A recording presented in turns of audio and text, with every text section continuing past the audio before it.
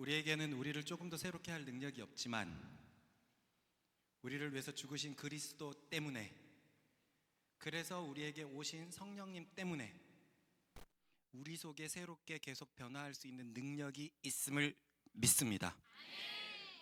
내 배에 손을 올리고 나를 따라 해볼까요? 배에서 생수의 강이 흘러넘쳐이리라 한 말씀 때문처럼요, 성령님 때문에 나는 계속 새로워질 수 있음을 믿습니다. 아멘입니까?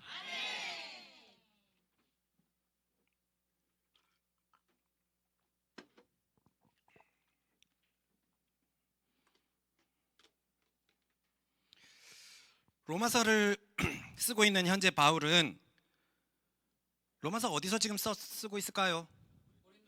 고린도 교회죠. 고린도 전서에서 쓰는 게 아니라 고린도 교회에서 쓰고 있습니다. 로마 제국의 오른쪽 나라들에게 복음을 다 전한 상태입니다. 그래서 바울은 이제 눈을 들어 로마 제국의 서쪽으로 바라보려고 해요. 눈을 돌리려고 합니다. 로마 제국 서쪽에 뭐가 있죠? 스페인, 포르투갈, 그리고 바다 건너면 모로코 이런 데가 있습니다. 그런데 로마 제국의 서쪽은 지금 바울의 선교 기지인 어디와 너무 멉니까? 안디옥이에요.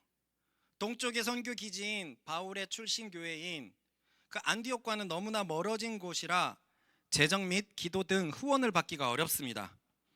그래서 바울은 로마 교회의 후원을 받기를 원해서 그 바람을 가지고, 그 소망을 가지고 로마 교회에 서신서를 씁니다. 그런데 마침 로마 교회는 사역자가 세운 교회가 아니었기 때문에 신학 구조에 취약점이 있었습니다. 여러분, 신학이 중요하다는 것을 우리가 계속 배우고 있습니다. 맞습니까?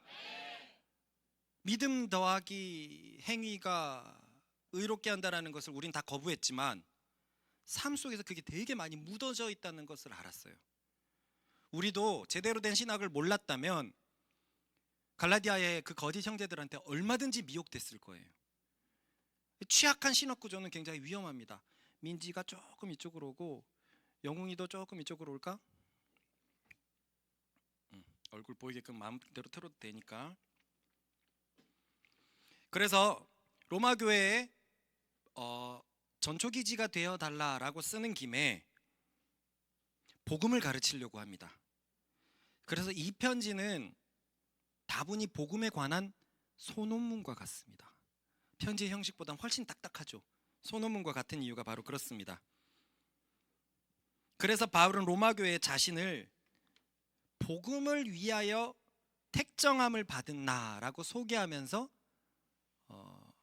로마서를 쓰고 있습니다. 읽어보겠습니다. 시작. 예수 그리스도의 종 바울은 사도로 부르심을 받아 하나님의 복음을 위하여 택정함을 입었으니, 복음을 가르쳐주는 자기 자신을 소개하고 있죠. 사도인 나는 복음을 위하여 선택받은 사람이다. 그리고 나서 로마 교회에 복음을 가르치려고 하는데, 먼저 복음을 가르치려고 하는 이유는 복음에는 하나님의 능력이 담겨 있기 때문이었습니다. 읽어봅시다. 내가 복음을 부끄러워하지 아니하노니 이 복음은 모든 믿는 자에게 구원을 주시는 하나님의 능력이기 땜이라. 먼저는 유대인에게요 그리고 헬라인에게로다. 그러면 복음은 왜 하나님의 능력이 될까요? 복음에는 하나님의 의가 나타나 있기 때문입니다. 보십시다.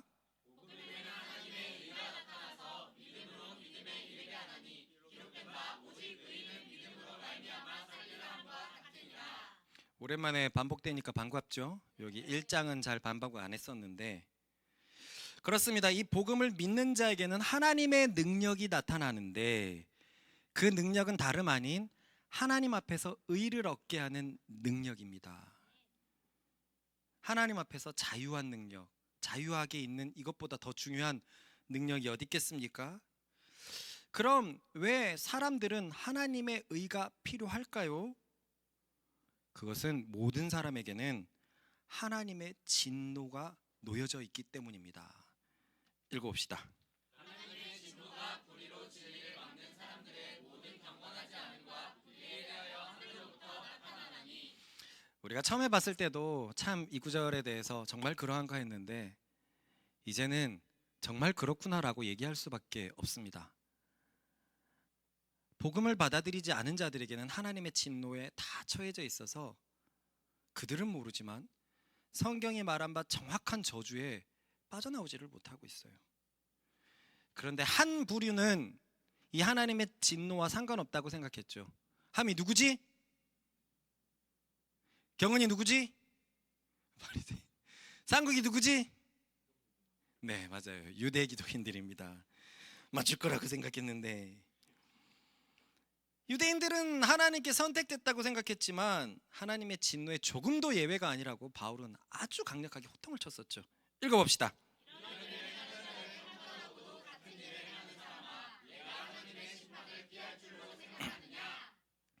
이 말씀에서 보다시피 유대인들은 하나님의 심판을, 경은이도 이쪽으로 조금 앉자, 심판을 피할 줄로 생각했습니다. 그들에게는 하나님이 주신 율법과 거룩한 백성임을 표하는 할례가 있었기 때문입니다.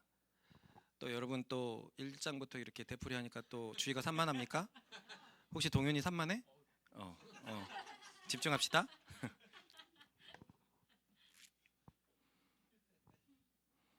다시 말하지만 그들에게는 다른 민족이 갖지 못한 율법이 있었고요. 그리고 거룩한 백성을 표하는 외부의 표, 뭐였죠? 할례가 있었어요. 할례. 그러나 바울은 율법을 가지고 있는 것만으로는 구원받을 수 없음을 천명하죠. 율법은 가지고 있는 데 의미가 있는 것이 아닙니다. 읽어봅시다. 시작. 하나님 앞에서는 율법을 듣는 자가 의인이 아니요 오직 율법을 행하는 자야 의롭다 하심을 얻으리니. 그렇습니다. 하나님의 말씀은 행할 때 의미가 있는 거예요. 그렇다면 당연히 할례를 받았다고 해도 율법을 행하지 않으면 할례의 의미가 있을까요? 아니요. 없어요. 바울은 과감하게도 그러한 사람들은 무할례자와 똑같다 라고 얘기를 하고 있습니다. 읽어봅시다. 내가 율법을 행하면 할례가 유익하나 만일 율법을 범하면 내 할례는 무할례가 되느니라. 그렇습니다. 유대인들은 율법과 할례 때문에 자신들이 선택받은 백성이라고 생각했지만 게다가 로마의 유대 기독인들은 예수님이라는 구약에서 예언된 메시아도 알게 되었다라고 생각하지만 보수 유대인들보다는 낫죠. 그들은 메시아가 아직 안 왔다라고 생각하는데 로마의 유대인들은 메시아 내가 만났다, 율법과 할례가 있는데 메시아까지 만났다라고 생각을 하고 있어요. 하지만 이들은 율법을 지키지 않는 삶을 살았으므로 오히려 사실 율법이 그들을 죄인으로 드러내는 셈이 되었습니다. 그렇습니다. 유대인들은 보물이라고 여겼던 율법 때문에 더욱 죄인이 되어버렸습니다. 읽어봅시다. 우리가 알거니와 무릇 율법이 말하는 바는 율법 아래에 있는 자들에게 말하는 것이니 이는 모든 입을 막고 온 세상으로 하나님의 심판 아래에 있게 하려 함이라. 그러므로 율법의 행위로 그의 앞에 의롭다 하심을 얻을 유죄가 없느니 율법으로는 죄를 깨달음이니라. 그러니 이방인이든 유대인이든 하나님의 진노에 놓여져 있다는 것이 분명해졌습니다. 율법으로 인해서 이방인이든 유대인이든 모두 하나님의 법을 어긴 사람이 드러났기 때문입니다. 그래서 복음의 전제를 마무리하는 말은 이 말이었습니다. 읽어봅시다. 모든 사람이 죄를 범하였으되 하나님의 영광에 이르지 못하더니. 모든 사람은 죄인이라는 거예요. 모든 사람은 죄인입니다. 죄가 많냐 적냐는 중요하지 않습니다. 죄가 있냐 없냐가 중요한 겁니다. 모든 사람은 죄가 있고 그래서 하나님의 영광에 이르지 못했습니다. 이것이 바울이 가르치는 복음의 전제였습니다. 그리고 우리는 저번 주에 복음의 기초에 대해서 자세히 살펴봤어요. 그래서 이 부분을 저번 주처럼 자세히 살펴보지는 않을 것이지만 간략하게 복음의 전제 뒤에 이어지는 내용들을 보십시다. 아주 좋은 소식이 주어졌습니다.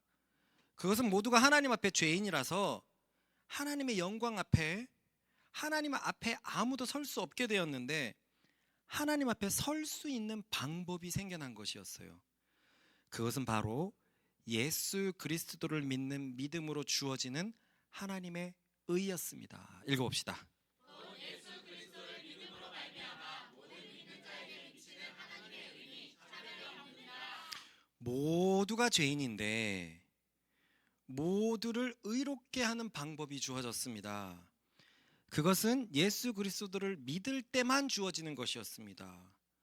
왜 예수 그리스도를 믿을 때 우리가 의로워질 수 있냐면 예수께서 우리 대신 우리의 죄에 대해서 죽으셨기 때문에, 예수께서 그래서 자신의 피를 가지고 속죄소인 자신에게 뿌리셨기 때문에, 그리고 히브리서 저자의 표현대로 그분은 대제사장이 되어서 온전한 제사를 드렸기 때문에, 구약에서 보면 죄를 속하는 그 방법에 대해서 예수께서 완벽하게 이행하신 거예요. 구약에서 보면 대제사장이 동물에 죽여서 동물의 피를 가지고 지성소로 들어갑니다. 그리고 지성소에 속죄소에 뿌려요. 그리고 나서 하나님께서는 이스라엘의 죄를 눈감아 주셨습니다. 왜냐하면 죄값을 동물이 대신 치렀기 때문이에요. 하지만 그것은 동물들의 죄였기 때문에 육신을 향해서만, 그러니까 약간 땜빵용만 됐지 근본적인 문제를 해결할 수가 없었죠.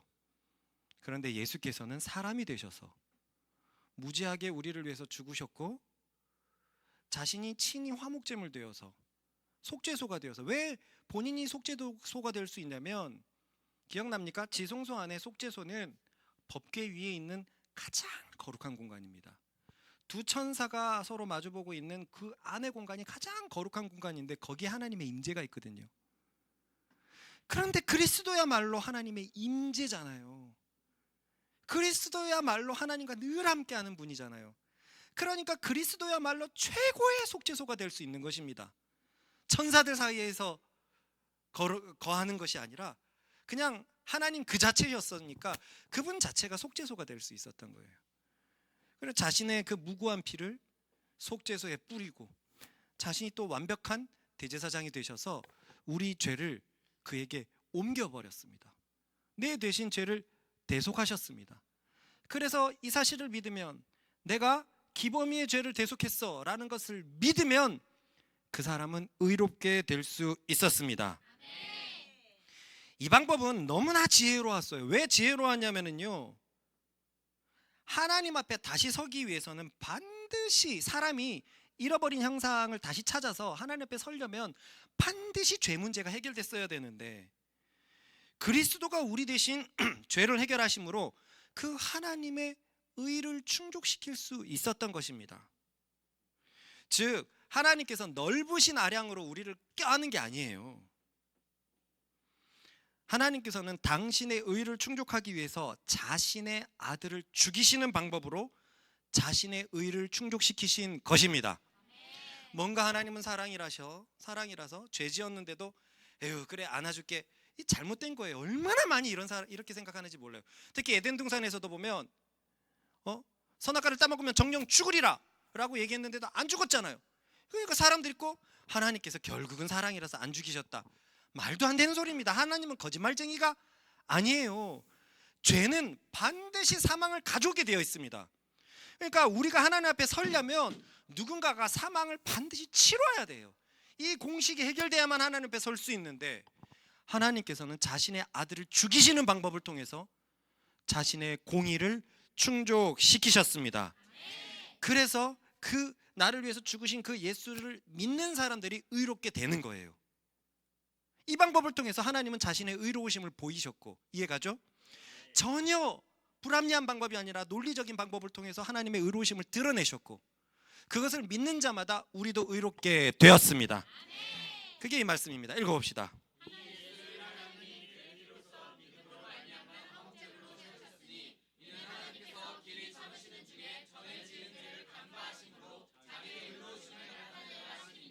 계속요.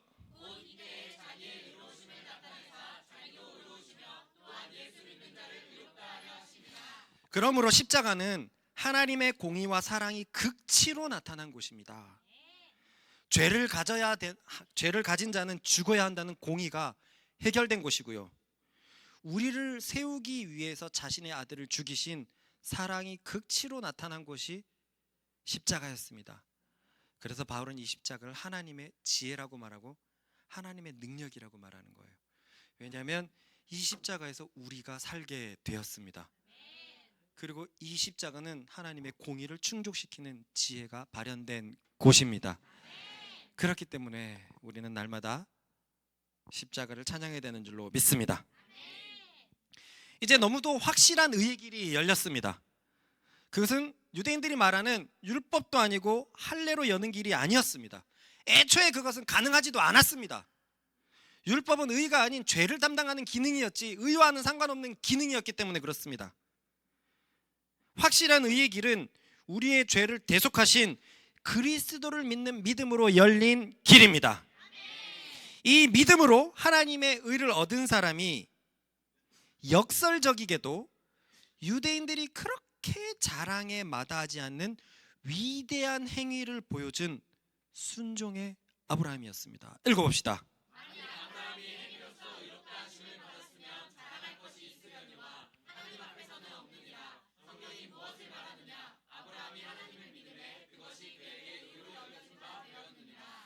그렇습니다. 아브라함은 행위가 아닌 믿음으로 의를 얻은 사람입니다. 우리 교회가 더욱더 정상적이고 귀한 교회가 되려면 무엇을 하고 말고가 아니라 믿음으로 평가받고 인정받는 교회가 된다면 진짜 귀한 교회가 될 것입니다. 아이들도 뭔가 하고 말고로 자꾸 자신을 나타내고, 아이들이 진짜 그렇더라고요. 한 것에 대해서는 굉장히 막 나타내려고 하잖아요. 그리고 꼭 그럴 때는 진짜 저번 주에도 바보 같은 그 사건이 그대로 이루어졌어요. 가르쳐주지도 않았는데 기도 딱 끝났더니 의로운이 조아론이가 눈을 떴어요. 뭐 너무나 당연한 이 얘기가 가르쳐주지도 않았는데도 그대로 되는 거예요. 지가 눈 뜬 거는 모르고 남이 눈 뜬 거는 알죠. 그러니까 내 행위를 어떻게든 높이려는 이 초등학문의 이 잔재, 이 죄의 잔재들, 이런 걸로 높임을 받는 교회가 아니라 하나님을 아는 지식, 그 지식을 섭취함으로써 오는 자연스러운 결과들이 인정받는 교회가 되기를 소망합니다. 아브라함은 행위가 아니라 믿음으로 의를 얻은 사람입니다. 그래서 바울은 그를 믿음으로 의를 얻는 모든 사람들의 조상, 믿음의 조상이라고 부릅니다. 읽어봅시다.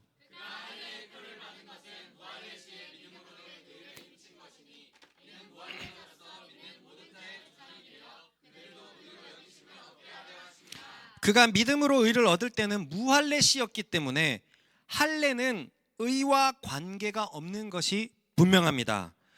또한 율법 역시 한참 나중에 주어진 것이기 때문에 아브라함의 약속과도 무관하다는 것이 분명합니다.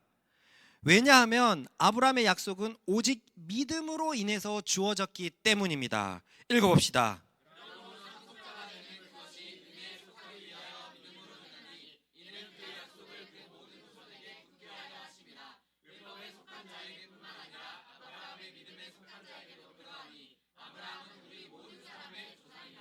그 위대한 하나님의 약속을 유대인들은 혈통으로 물려받는다라고 생각을 했죠.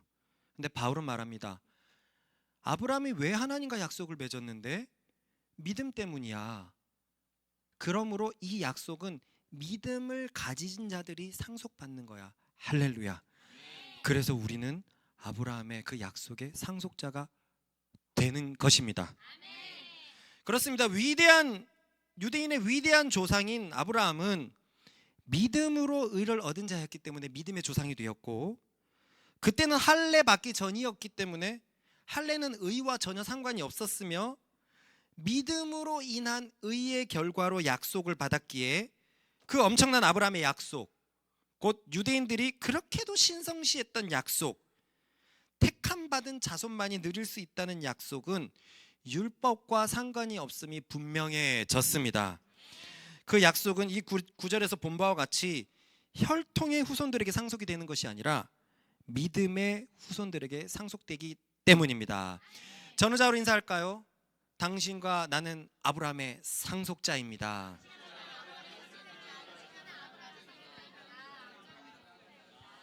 그렇다면 당신들 속에서도 이 약속이 살아있어요.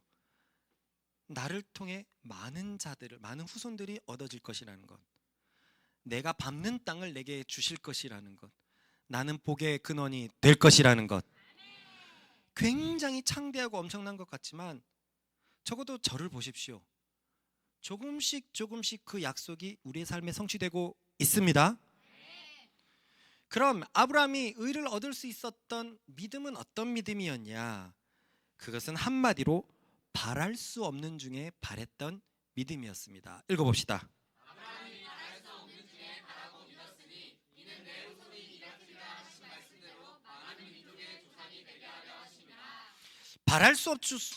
바랄 수 없는 중에 바라는 믿음이 무슨 말일까요?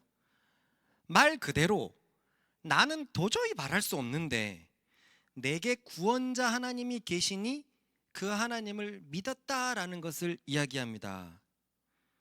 이것을 그동안 여러 차례 설명했는데 다시 쉽게 보자면 다음과 같습니다. 우리는 모두 죄인이다. 그래서 모두 하나님에게서 멀어졌다. 그래서 우리의 삶에 하나님의 생명이 필요한 우리는 우리 스스로 우리의 삶을 절대로 구원할 수 없게 되었다. 정말로 우리의 삶을 구원할 수 있는 방법이 아무것도 없는 것이다. 그럴 때 우리는 우리의 현실을 자각하고 우리를 유일하게 구원하실 수 있는 하나님을 부른다. 그때 하나님께서는 우리의 믿음을 보시고 우리를 구원해 주신다. 이게 믿음을 보고 하나님이 구원해 주신다라는 개념이 몇 번 설명해도 약간 초등학문 속에 죄 속에 있는 우리들은 이질적일 거예요. 왜 믿음이 꼭 구원의 근거가 되는 거지?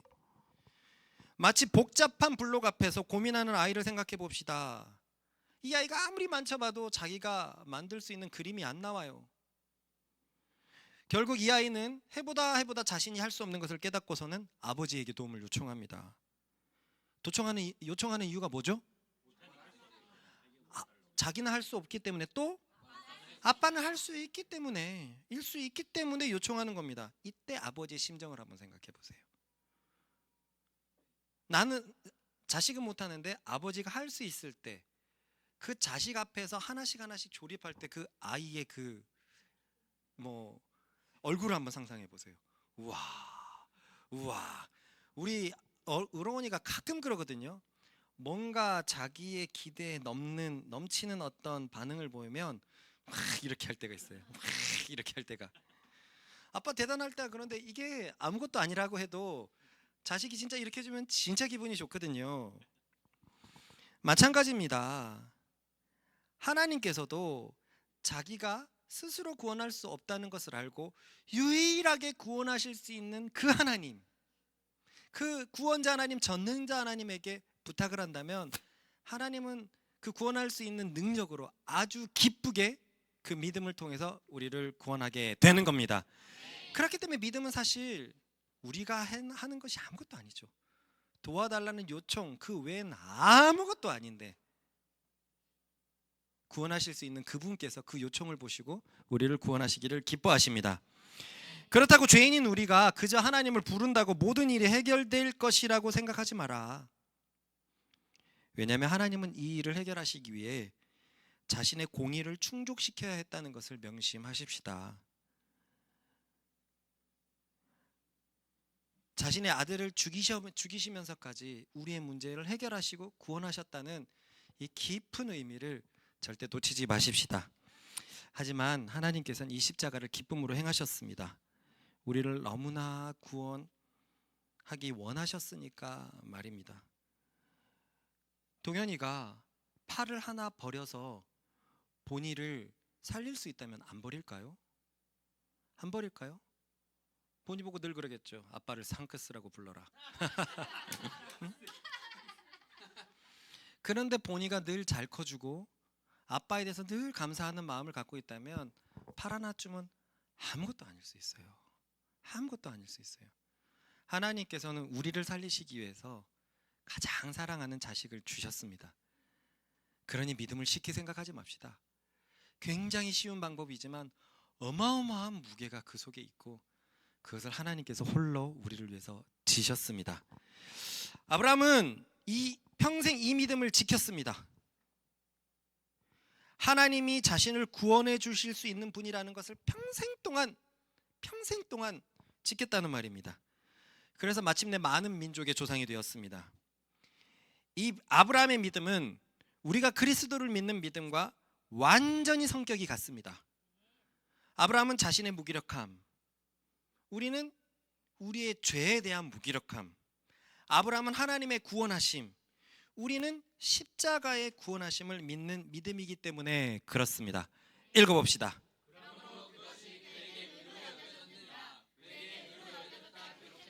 아브라함만 위한 것이 아니요. 아브라함의 믿음이 무엇이었습니까? 아까 뭐라 그랬죠?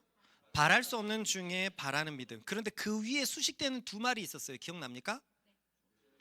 죽은 자를 살리시는 믿음, 없는 것을 있게 하시는 믿음. 여기서 죽은 자를 살리신 믿음은 하나님께서 생명의 주관자라는 말이죠. 생명의 주관자입니다. 아비멜렉을 통해서도 봤었고 사라를 통해서도 봤습니다. 그래서 이 믿음 때문에 이삭을 바칠 수 있었습니다. 한번 생각해 보세요. 갑자기 하나님께서 독자 이삭을 바치라고 합니다. 하나님이 노망드신 것 같아요. 왜? 이 이삭은 백세의 약속으로 주신 많은 민족의 조상이 돼야 되는데, 그런데 하나님이 죽이랍니다. 하나님이 이상해진 것 같아요. 그러나 아브라함은요, 하나님을 신뢰했습니다. 하나님이 죽이랬으니까 죽이자. 그런데 나의 인생 속에서 하나님은 죽은 자를 살리시는 분이셨다. 그분은 생명의 주관자셨다. 내 머릿속으로는 이 이삭이 많은 후손의 조상이 되는 것과 이 이삭을 지금 죽여야 되는 것이 부딪히지만 그건 내 머릿속이고 하나님은 항상 옳다 하면서 죽일 수 있었습니다. 읽어보십시다. 시작.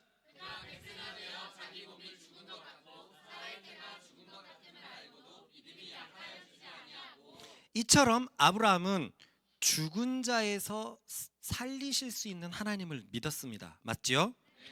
그리고 우리는 예수님을 죽은 자에서 살리신 하나님을 믿습니다. 아브라함은 죽은 자를 살리시는 하나님을 믿었고 우리는 예수님을 죽음에서 살리신 하나님을 믿고 있기 때문에, 그러므로 아브라함의 믿음과 우리의 믿음은 완전히 동일한 것입니다. 읽어보십시다. 곧 예수 우리 주를 죽은 자 가운데서 살리신 이를 믿. 분명히 바로 윗구절에는 아까 봤지만 죽은 것 같은데도 살리셨고 라고 얘기해서 아브라함의 믿음을 죽은 자에서도 살리시는 믿음이라고 얘기했는데, 우리의 믿음에 대해서는 예수님을 죽은 자 가운데서 살리신 믿음이라고 했기 때문에 바울은 아브라함의 믿음과 우리의 믿음이 완전히 동일하다는 것을 말하고 있습니다. 그렇습니다. 우리는 하나님께서 그리스도를 죽은 자 가운데서 살리신 것을 믿습니다. 그리스도는 하나님의 능력으로 다시 살아나셨습니다. 그러므로 그리스도는 사람으로서 죽음을 이긴 첫사람이 되었습니다. 맞지요? 그리고 이 예수 그리스도를 믿는 사람들은 이 예수 그리스도의 부활에 연합됩니다. 즉 그리스도를 믿는 자들은 다시 사는 삶, 곧 의로운 삶을, 새로운 삶을 살 수 있게 되었다는 말입니다. 그것이 바로 이 구절입니다. 읽어봅시다.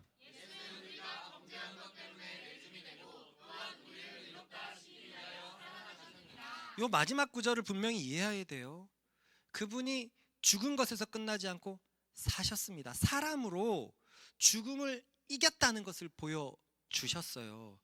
그것이 우리에게 의미가 있는 것은 예수 그리스도를 믿을 때 죄가 죽은 것만 의미하는 것이 아니라 그리스도처럼 우리는 의에 대해서 다시 살아났다는 것을 의미합니다. 이게 얼마나 크신 은혜입니까? 이게 정말 사실이라면 우리가 한 것이라고는 죄 지은 것밖에 없고, 그런데 하나님은 그리스도를 죄값으로 내어주셨고, 그리고는 그리스도를 믿는 자들을 의롭다고 하십니다. 죽은 그리스도가 부활하신 것처럼 믿는 자는 이제 죄에서 부활하여 의로운 삶을 살 수 있게 되었습니다. 저로 인사합시다. 당신은 예수님 때문에 의로운 삶을 살 수 있게 되었습니다.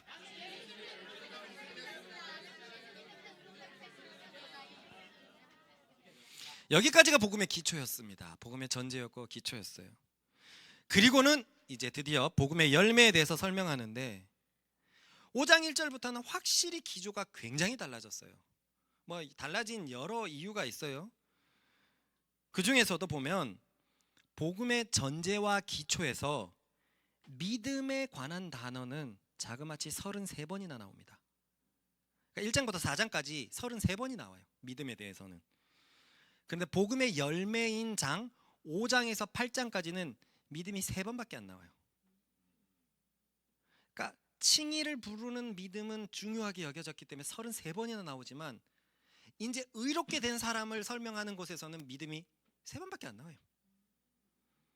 또한 이 복음의 전제와 기초에서는 생명이라는 단어가 고작 2번이었습니다. 생명이 나올 수가 없어요. 죽어 있는데 전부 다 하나님의 진노와 죄 아래에 있는데 다 죽어 있어서 생명이라는 단어는 2번밖에 안 나오는데 5장에서 8장까지는 24번이 나옵니다. 기조가 확 바뀌었죠.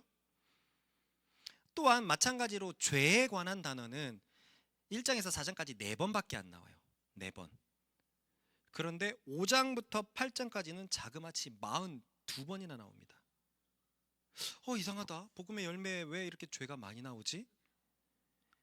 스포를 미리 하자면 복음의 열매가 끝이 아니거든요. 복음의 열매는요, 사단이 다스리는 타락한 세상에서 타락한 육체를 가지고 생명으로 살아가는 삶이에요. 그렇기 때문에 이런 환경 속에서 죄와 계속 부딪히는 얘기가 42번이나 나옵니다. 의로운 거룩한 삶에 대해서. 또한 의라는 단어 앞에서 많이 나왔습니까? 의가 왜 많이 안 나왔습니까? 엄청나게 나왔지. 의롭다, 믿음으로 의롭다, 의 진짜 많이 나왔습니다. 의 많이 나왔어요. 26번이 나왔는데요. 근데 신기하게 5장에서 8장까지도 꽤 많이 나옵니다. 16번 나와요. 크게 별로 비교되지 않죠? 그런데 차이를 느낄 수 있는 게 1장부터 4장까지는 칭의에 관련된 의에 대해서만 나옵니다. 5장부터 8장까지는 그리스도와 연합에 관련된 의에 대해서만 18번이나 나와요. 그러니까 칭의라는 것은 신앙에 있어서 초보에 해당합니까? 성숙한 자에 해당합니까? 초보죠. 믿음으로 의롭게 되는 것은 초보에 관련됩니다. 그런데 그러면 문을 열고 들어왔으면 우리에게 중요한 것은 이제 어떻게 살아가느냐예요. 어떻게 살아가느냐 할 때 그리스도와 연합하여 의를 이루는 삶, 즉 윤리적인 삶, 그리스도의 윤리에 관한 삶, 이 의에 대해서 18번이 나오기 때문에 우리는 확실히 이 사실로 바울이 다음 주제로 옮겨가고 있구나라고 알 수 있습니다. 그죠? 무엇보다 5장 1절이 새로운 주제의 시작인 것을 말해주고 있습니다. 읽어봅시다. 시작.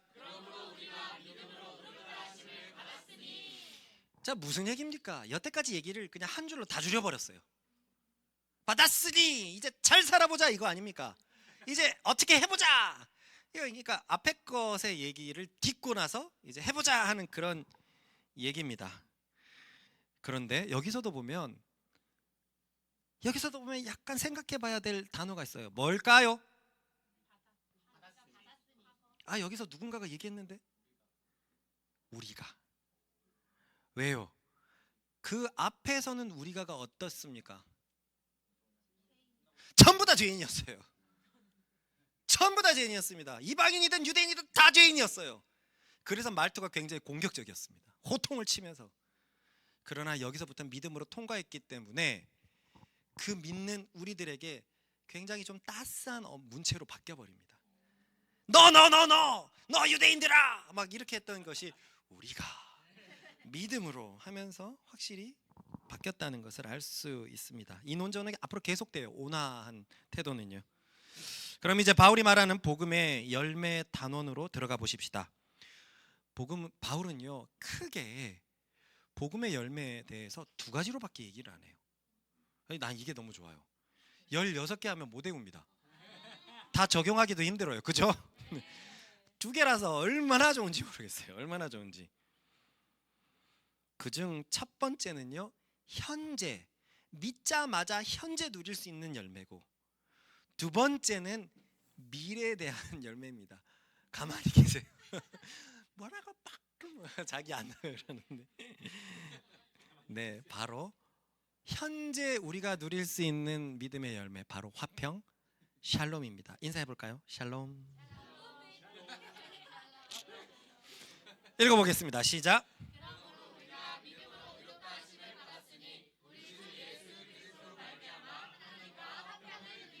이제 믿어서 우리가 의롭게 되었으니, 4장 얘기가 다 끝났으니 이제 화평을 누리자. 누릴 수 있기 때문에 말했을까요?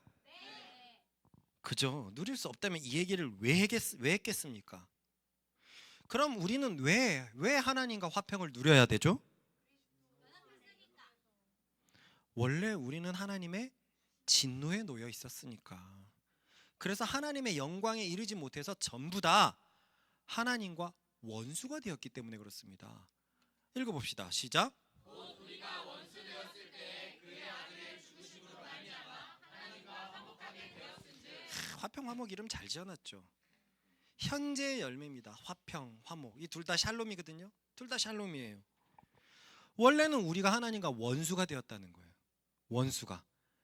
그런데 이제는 믿었으니까 원수가 아니라 화평한 평화한 상태가 되었어요. 샬롬의 상태가 되었습니다. 이런 자들이 믿음을 갖게 되면 어떻게 됩니까?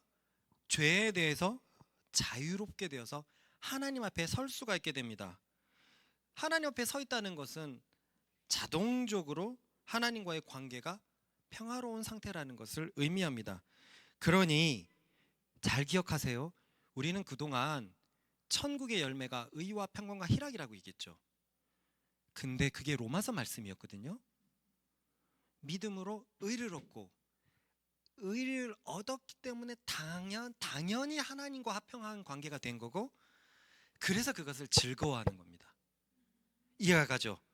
믿음으로 나는 새 사람이 되었고 하나님과 화해가 되었으니까 나는 당연히 하나님과 화평한 상태가 되었고, 그러니까 즐거워하는 겁니다. 의와 평강과 희락이 이렇게 나오는 거예요. 그러니까 복음의 지금 열매로 화평이 주어진다는 것은 어떤 새로운 선물이 주어진다는 게 아니에요. 하나님께서 너 믿었네? 화평 하면서 선물을 주시는 게 아닙니다. 화평은 따라해봅시다. 하나님과의 회복된 상태를 의미한다. 오늘 우리가 하나님의 형상으로 창조되었는데 죄가 들어와가지고 원수가 되었다가 예수 그리스도가 대속하심을 믿음으로 말미암아 다시금 그 상태로 돌아간 거예요. 그러니까 믿음으로 인해서 자연스럽게 주어진 관계가 샬롬의 상태인 것이지 무언가 화평이 톡 하고 생기는 게 아니라는 말입니다. 그럼 이 샬롬에 관해서는 구약에 굉장히 잘 얘기가 되어 있어요. 한번 읽어봅시다. 시작. 여호와는 그 얼굴을 내게로 향하여 드사 평강 주시기를 원하노라 할지니라. 가끔 교회에서 보면 축도를 이렇게 하시는 분도 있습니다. 이제는 그리스도의 은혜와 내가 하는 늘 축도는 신약의 축도예요. 근데 가끔 구약의 축도를 하시는 분이 있습니다. 요렇게 해요. 여호와는 그 얼굴을 내게 향하여 드사. 저도 한번 외워갖고 언제 한번 해볼게요. 여기서 평강 주시기를 원하노라 할지라 해서 평강이 바로 샬롬이고, 이 구절에서 보다시피 여호와와 마주할 수 있는 관계가 여호와 앞에 설 수 있는 관계고, 이게 샬롬의 상태입니다. 그러니 여러분 오늘 잘 알아야 될 게 뭐냐면, 화평은 마음의 평안함, 안정감 같은 내적 상태를 말하는 게 아니었어요. 화평은요, 믿음으로 하나님과의 관계를 누리고 있는 실제 외적 상황을 말하는 것이었습니다. 우리와 북한의 상태를 한번 살펴봅시다. 현재 전쟁 중입니까? 네, 우리는 지금 전쟁 중인 국가입니다. 그러니 북한의 위협이 언제 있어도 이상하지 않습니까? 그죠? 그렇기 때문에 우리는 삶에 우리나라 사람들만 갖고 있는 묘한 두려움을 항상 가지고 있습니다. 맞죠? 뭐 남자는 더 그럴 거예요. 어려서부터 언젠가는 군대 가야 된다는 생각 때문에 우리나라 사람들이라면 언제 어떻게 전쟁이 일어날지 모른다라는 생각에서 자유롭지 않습니다. 그래서 한번 그런 생각을 해본 적이 있어요. 정말 전쟁이 없는 나라에서 사는 기분은 뭘까? 저 스위스 같은 중립국 같은 상태에서 옆에 나라가 쳐들어올 거야. 이런 생각 없이 살아가는 사람들의 상태는 어떨까? 그러니까 전체적으로 보면 이 불안감이 엄청날 겁니다. 그죠? 내 삶에서 굉장히 큰 불안감은 아니더라도 이 불안 스트레스가 분명히 쌓여 있습니까? 뭐 안 쌓여 있어요? 군대 갔다 오세요. 그러면 이 불안감이 얼마나 대단한지 알게 될 거예요. 그런데 이 불안감이 민족적으로 쌓였다고 한번 생각을 해보세요. 국가적으로 쌓였다고 해보세요. 그러면 그 불안이 없는 나라와 불안이 있는 나라의 정서 상태는 굉장히 다르겠죠.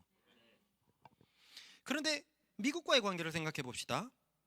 미국은 우리와 어떤 관계 있죠? 동맹인 관계예요. 동맹 관계예요. 근데 그 동맹 관계가 굉장히 높은 관계입니다. 미국과 뿌리를 같이 하는 5나라가 있거든요. 캐나다, 호주, 영국, 뉴질랜드가 그러고 미국까지 5개는 독수리의 눈이라는 그냥 한 몸처럼 생각하는 국가예요. 이 5개는 들어갈 수가 없어요. 걔네들은 같은 뿌리에서 나왔기 때문에 그래요. 이 외에 전 세계 200 몇 개 국가 중에서 동맹을 맺은 국가가 10 몇 개가 나오는데 우리나라는 그 10 몇 개 중에서도 앞에 소속되어 있어요. 그러니까 미국과 동맹인 국가예요. 그렇기 때문에 우리는 전 세계에서 가장 강력한 국가가 우리를 공격할 거라는 불안함을 가지고 있습니까? 안 가지고 있어요. 미국이 우리한테 핵무기를 쏜다 생각 안 해요. 근데 북한은 쏠 수 있다라고 생각하고, 일본은 과거에 우리를 침략하기도 했고, 중국은 수천 년 동안 침략했기 때문에 이 불안함은 분명히 있습니다. 그렇습니다. 우리와 하나님과의 관계가 이렇게 되었다는 거예요. 하나님과 적대 관계가 아니라 화평의 관계가 되었다는 거예요. 동맹의 관계, 화평의 관계가 되었다는 거예요. 샬롬의 상태가 되어버렸습니다. 그렇다는 말은 우리는 더 이상 하나님에 대해서 두려워할 필요가 없다는 거예요. 하나님이 나를 적대하실까봐 두려워할 필요가 없다는 거예요. 그런데 우리는 이걸 잘 몰라서 하나님이 나를 적대하실 것 같은 참 어려움을 많이 가져왔습니다. 그죠? 보세요. 우린 최근에 믿음의 일관성이라는 단어 아래 굉장히 위로를 받았습니다. 그것이 무엇입니까? 내 믿음이 조금 흔들리는 순간이 있다고 해도, 연약하여 정죄를 받는 순간이 있다고 해도, 내 믿음이 계속 그리스도를 향해 있다면 하나님은 내 믿음의 일관성을 보고 아브라함처럼 의롭다고 여겨주신다는 것입니다. 왜 하나님은 일희일비하시지 않을까요? 왜 하나님은 우리의 흔들리는 믿음에 대해서 적대적이지 않으실까요? 우리는 다음처럼 생각하는데 말입니다. 분명히 왜 세상을 따라가느냐, 하나님이 그러실 것만 같고, 언제까지 죄에 연약하여 노출되어 있을 것이냐, 심판이 눈앞에 왔다 이러실 것만 같고, 너는 구원이 박탈될지도 모른다 라는 우리 속에 이런 불안함이 분명히 있었단 말이에요. 그런데 하나님은 우리의 이런 연약함에 적대적이지 않습니다. 왜냐하면요, 우리의 믿음 때문에 하나님에게 의를 얻었고, 의를 얻어서 하나님과 평화로운 관계에 들어갔기 때문입니다. 이것을 부자 관계에서 찾아볼 수 있습니다. 사실상 모든 부모 자식 관계는 굉장한 사랑이 기반하고 있지요. 내 아버지, 내 아들이라는 혈통으로 기반한 사랑이 있습니다. 그래서 자식이 혼나고 소리를 자주 들어도 이 사랑의 관계는 깨지지 않습니다. 너 그러면 밥 안 줄 거야? 라고 해도 자식이 안 믿습니다. 너 자꾸 그러면 집 나가! 그래도 안 믿어요. 어렸을 때나 막 진짜 큰일 난 것처럼 울지만 점점 더 관계가 성장하면은 안 믿어요. 사춘기 때는 더 큰 소리 치죠. 너 집 나가! 그러면 내 집이야! 이렇게 말해도 뭐라고 대항할 수가 없어요. 왜냐하면 실제로 걔 집이 맞습니다. 그죠? 내 집도 맞고 얘 집도 맞습니다. 법에 얘 집이기도 하고 내 집이기도 해요. 분명히 작은 문제가 도래하고 있는데, 작은 문제가 있는데 굳건한 사랑이 기반이 되어서 적대적인 관계는 변하지 않습니다. 아니 사랑하는 관계는 변하지 않습니다. 맞습니까? 마찬가지로 하나님과의 관계가 우리가 죄에서 구원받아 평화로운 관계로 들어가게 된다면 그거가 똑같다는 거예요. 하나님은 작은 것에 일희일비하지 않습니다. 우리는 믿음이 부족해가지고 하나님이 나 혼내실 거야, 하나님이 나 적대하실 거야, 나 큰일 났어, 이렇게 하지만 믿음에 근거하는 이 관계는 엄청난 관계로서 하나님과 샬롬을 누리고 있어요. 하나님과 아주 평화로운 관계예요. 미국이 우리를 적대적으로 볼 이유가 없는 것처럼 하나님이 우리를 적대적으로 볼 이유가 전혀 없습니다. 믿음이 우리를 구원했기 때문에 그렇습니다. 예를 들어서 북한이랑 전쟁 중이라고 생각해 봅시다. 삶의 작은 염려들을 고민할 틈이 있을까요? 아, 난 피부 언제 이렇게 안 좋아졌지? 전쟁 중에 이런 사람이 있습니까? 막 총탄이 날아다니는데 깨진 딱 거울 조각을 찾았는데, 아, 내 피부 봐, 뭐 합니까? 도망가야지. 너무 큰 염려가 펼쳐졌기 때문에 항상 불안한 상태가 되어 있기 때문에 작은 염려는 취급할 수가 없습니다. 그죠? 그 반대로 마찬가지로 사람에게 있어서 믿음 때문에 가장 중요한 하나님과의 관계가 샬롬이 되어버렸습니다. 작은 문제가 그 샬롬을 흔들 수 없는 거예요. 우리의 중심이 계속 그를 향한다면, 우리 알고 있잖아요. 내가 확신하노니, 로마서 말씀이에요. 아무도 하나님의 사랑에서 흔들 수 없다는 거예요. 비록 내가 믿음이 연약하기 때문에 나는 그 감정을 받아요. 믿음이 연약하고 믿음이 흔들려서 육체 속에 거할 때는 항상 그 감정을 받습니다. 그러나 너무나 복된 소식이 있습니다. 그건 나만 받아요. 나만 불안해요. 하나님 항상 안 불안하십니다. 뭐를 결정할래요? 나는 하나님에 대해서 안 불안한데 하나님은 나에 대해서 불안해요. 이걸 선택하겠습니까? 나는 하나님에 대해서 불안한데 하나님은 나한테 안 불안해요. 뭘 선택하겠습니까? 후자죠. 걱정하지 마십시오. 성경이 계속 말하기를, 믿음의 일관성이 그렇게 말하기를, 우리가 예수 그리스도를 믿었다면 하나님과 의로운 관계가 됐기 때문에 우리는 다 같이 화평을 누릴 수 있습니다. 그 화평은 하나님이 맺으신 거잖아요. 내 믿음 때문이긴 하지만 하나님이 모두 해갖고 하나님이 화평을 맺으신 거잖아요. 우리의 힘으로 끊을 수가 없습니다. 우리가 믿음을 갖고 있다면 어떠한 방법으로도 화평이 끊어지지 않습니다. 그러니 바울이 얘기합니다. 너희가 믿음으로 의를 얻었으면 우리는 화평을 누리자. 가장 중요한 화평이 퍼져 있어요. 예전에는 이게 작은 평안함이라고 생각했죠. 아니요, 작은 평안함은 큰 두려움 앞에 아무것도 아닙니다.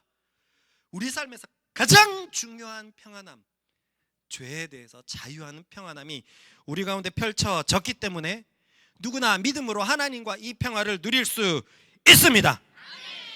그러니 내가 뭔가 좀 잘못했고 하나님의 진노가 부어질 것 같고 벼락이 쳐질 것 같고 난 뭐가 잘못된 것 같고, 내 믿음의 두려움 때문에, 내 믿음의 부족함 때문에 신실하신 하나님을 호도하지 마십시오.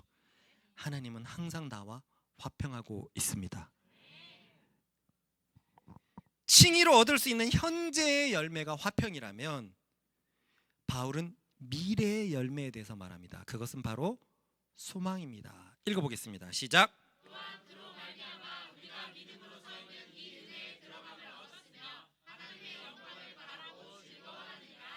이 구절만 보고 소망이라고 유추하기는 조금 쉽지 않죠. 오늘 이 구절에서 끝날 거기 때문에 소망이라고 얘기를 하지만 이 뒤로 소망이 번복됩니다.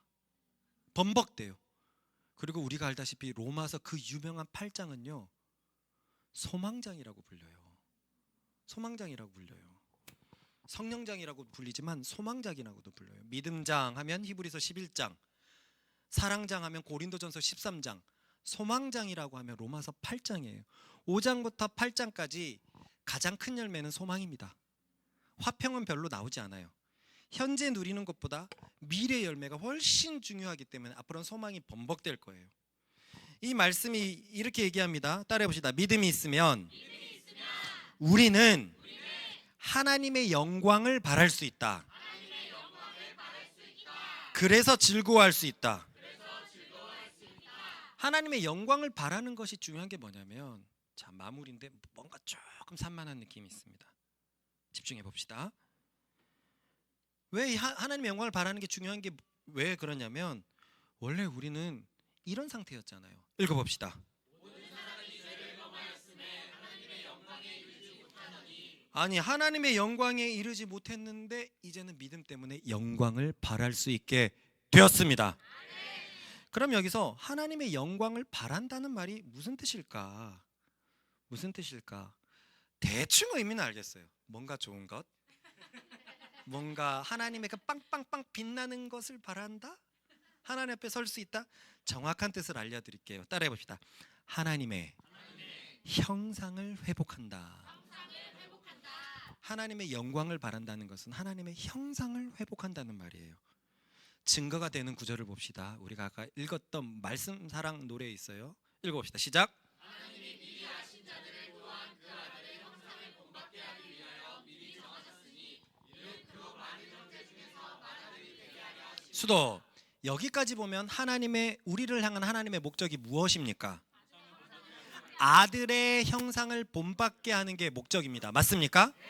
그리고 30절 읽어봅시다. 시작. 또 미리 정하신 그들을 또한 부르시고 부르신 그들을 또한 의롭다 하시고 의롭다 하신 그들을 또한 영화롭게 하셨습니다. 영화롭게 하다라는 말은 영광스럽게 하다예요.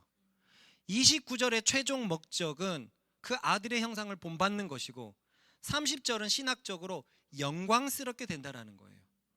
그러므로 우리가 영광스럽게 되는 것, 영광을 바라는 것은 그 아들의 형상을 회복하는 것, 하나님의 형상을 회복하는 것을 말합니다. 그러니까 우리가 예수 그리스도를 믿음으로 하나님의 형상을 회복할 수 있는 그날을 바란다는 거예요.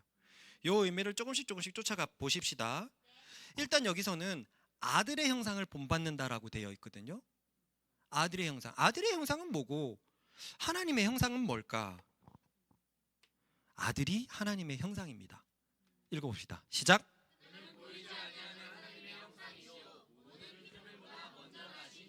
우리가 봤던 묵상 말씀이죠. 예수님이 하나님의 형상이에요. 예수님이 우리에게 하나님을 드러내신 분입니다. 그래서 우리는 예수님을 보고 하나님을 그대로 유추할 수 있어요. 예전에 우리가 이 신학을 몰랐을 때는 예수님과 하나님이 다르게 느껴졌어요. 맞습니까? 하나님은 무섭고 예수님은 인자하시고. 아니요. 이게 바리새인들이 가졌던 하나님에 대한 어떤 잘못된 그런 거예요. 예수님은 자신의 모든 삶으로 하나님이 어떤 분인지 보여주셨어요. 골로새서에서는 복사품, 인장이라고 얘기했습니다. 똑같이 찍어낸 그분이 예수님과 하나님이라 그랬어요. 바로 이 예수님이 하나님의 형상이었는데요. 잘 알다시피 성경을 찾을 필요가 없이 우리가 말씀 사랑에서 아까 불렀듯이 우리는 원래 하나님의 형상으로 지음받았습니다. 기억나시죠? 하나님의 형상과 하나님의 모양대로 지음을 받아서 그로 바다의 물고기와 뭐 이렇게 다스리게 하자라는 말씀이 있었잖아요. 그런데 죄로 인해서 무엇을 잃어버렸죠? 정확히? 아니. 하나님의 형상을 잃어버렸어요. 그런데 그리스도께서 사람으로 오셔서 우리가 잃어버린 하나님의 형상을 보여주셨습니다. 원래 우리가 그리스도처럼 지어졌는데 우리는 잃어버렸어요. 근데 하나님께서 그것을 되찾게 하기 위해서 하나님의 형상을 가진 당신의 아들께서 사람이 되주셔서 하나님의 형상을 보여주셨습니다. 그래서 누구나 그리스도를 믿는 자는 그 아들의 형상을 본받게 됩니다. 그리고 언제 그 형상을 완전히 본받게 될까요? 영화롭게 될 때요. 영광스럽게 될 때, 그 마지막 날 바로 그때입니다. 바로 이 말씀이죠. 우리 30절만 읽어볼까요? 시작. 또 미리 정하신 그들을 또한 부르시고 부르신 그들을 또한 의롭다 하시고 의롭다 하신 그들을 또한 영화롭게 하셨느니라. 먼저 주님께서 복음으로 부르셨습니다. 그리고 우리가 믿음으로 반응해갖고 의롭게 되었어요. 그리고 요 사이에는 뭐 거룩하다도 있지만 결국 끝 목적은 영화롭게 하였느니라. 영광스럽게 하였느니라. 그러니 다음 구절에서 하나님의 영광을 바란다는 것은 마지막 날에 하나님의 형상으로 변화되는 것을 바란다는 것이요, 창조 때 받은 죄로 인해서 잃어버린 그 형상을 회복한다는 말입니다. 읽어봅시다.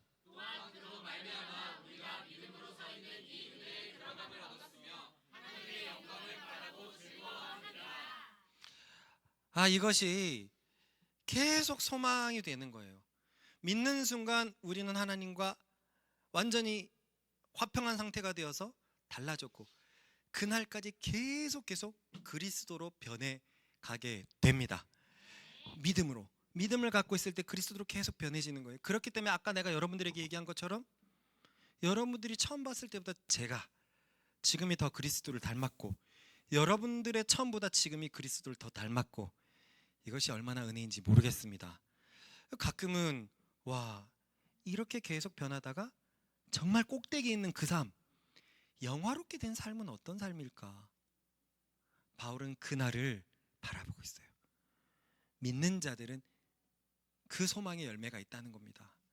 계속 앞에 선명한 소망이 있기 때문에 내가 계속 그리스도로 향해서 변해간다는 그 소망 때문에 살아갈 생명을 얻는다는 것입니다. 이와 같이 칭의로 얻는 현재의 열매는 화평이요, 미래에 대한 열망은 소망입니다. 그리고 2절에는 소망에 대한 근거가 조금 부족해 보일 수 있지만 앞으로 나오는 것은 계속 소망이기 때문에 2절은 소망의 암시 정도라고만 바라보면 좋겠습니다. 한번 생각해 봅시다.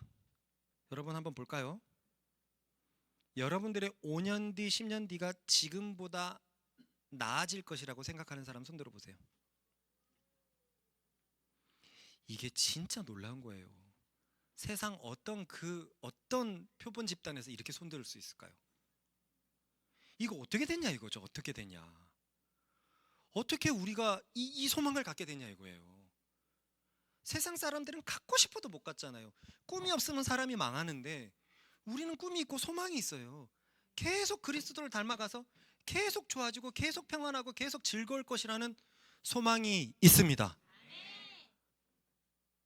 분명히 지금 자식과 관계보다 더 좋아질 테고, 지금 배우자 관계보다 더 좋아질 거고, 지금 옆에 있는 그리스도의 한몸 관계보다 더 깊어질 것, 이게 다 칭의의 결과, 우리의 믿음의 결과인 줄 믿습니다. 그런데 잊지 말아야 될 것이 있어요. 오늘 말씀을 맺으면서 이 모든 열매들 가운데는 수식어가 하나 붙어 있어요. 한번 읽어볼까요? 시작.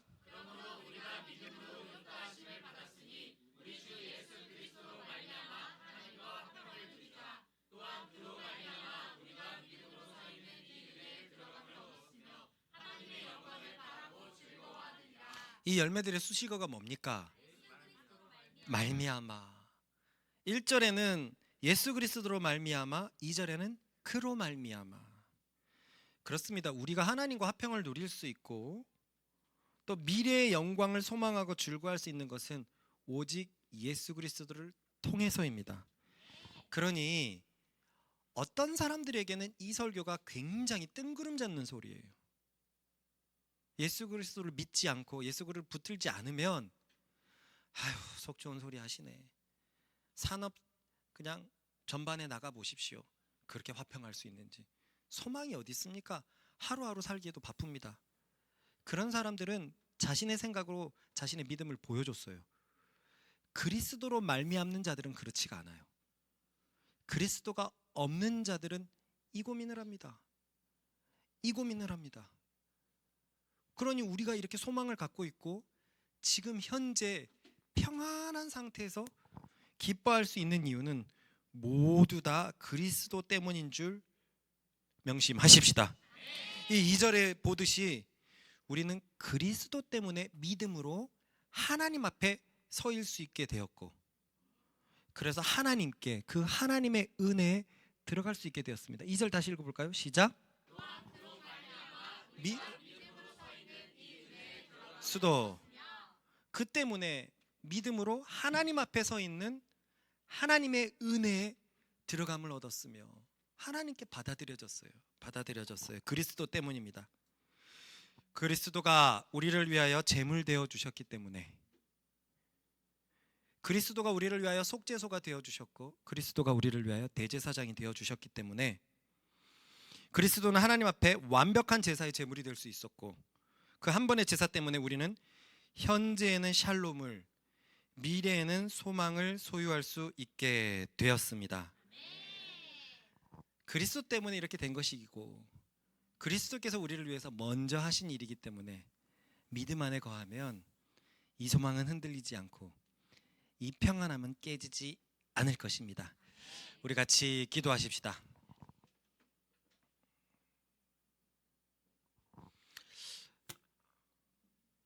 언제서부턴가 우리는 세상 사람들과 분명히 다른 염려를 가지고 살지 않죠. 단순히 교회에 오래 나와서 세뇌되었다라고 하기에는 많은 교인들은 그런 고민을 가지고 삽니다. 끊임없이 돈이 부족하다고 돈 걱정하는 사람들이 태반이고, 그런 교인들이 너무 많습니다. 그런데 우리는 그런 고민들을 하지 않아요. 그런 불안함에서 벗어나 있습니다. 우리는 그리스도를 참으로 믿어서 하나님과의 관계가 평안해졌기 때문입니다. 가장 중요한 문제가 해결되니까 작은 문제는 소리 소문 없이 우리 가운데 가라앉고 있었던 것입니다. 감사하며 기도하십시다. 내가 이렇게 평안할 수 있는 이유가 그리스도 때문이었고, 그리스도를 믿는 것으로 이 평안함을 누릴 수 있게 되었으니 주여 이 믿음을 계속 지켜주시고, 계속 그리스도를 바라봄으로 이 믿음을 가지고 걸어가서 계속 하나님과 영원히 샬롬의 상태에 거하게 하여 주십시오. 아무것도 염려하지 말라는 그 말씀을 믿음으로 취할 수 있는 말씀 사랑이 되게 하여 주십시오. 주여 한번 외치고 기도합시다. 주여!